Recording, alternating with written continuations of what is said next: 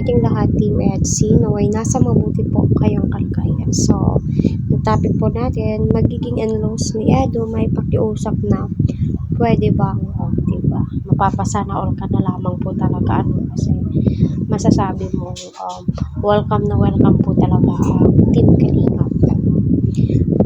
Never mo pong nakita sa kanila na nagmayabang, lumaki yung ulo, kahit na sabihin natin marami ng savings si fiancé, especially yung magulang po niya.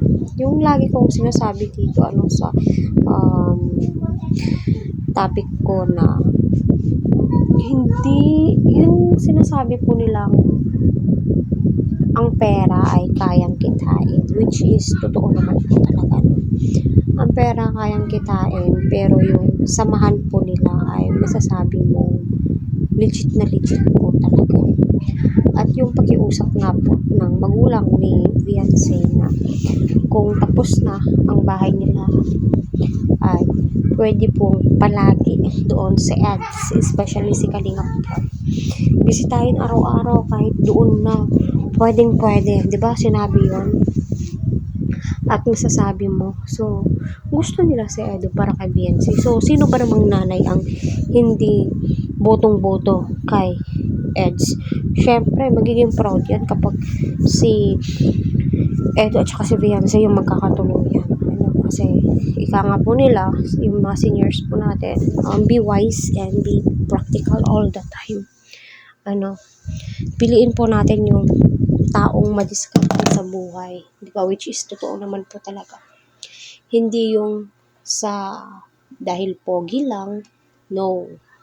Tignan natin, no, yung kung stable na siya. So, syempre, sa hirap ba naman po ng buhay ngayon, bakit pipiliin mo pa ba yung ikaw yung bumuhay? Syempre, hahanap ka rin ng lalaki. So, kaya kang ipagmalaki, kaya kang buhayin. Diba? Kasi sa panahon ngayon, kung pipiliin mo talaga or magiging wise ka, syempre, stick to Edo pa. Kahit sino naman po, diba? Kahit ako naman, diba?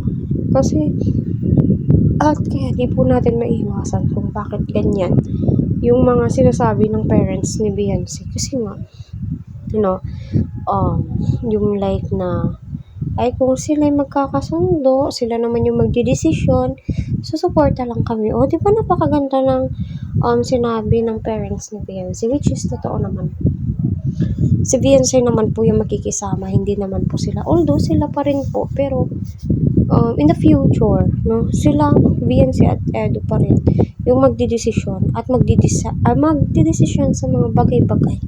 Di ba? Out na yung family, yung nanay, tatay. Magbibigay lang po yan siya ng mga advice kung ano yung tama at mali, di ba?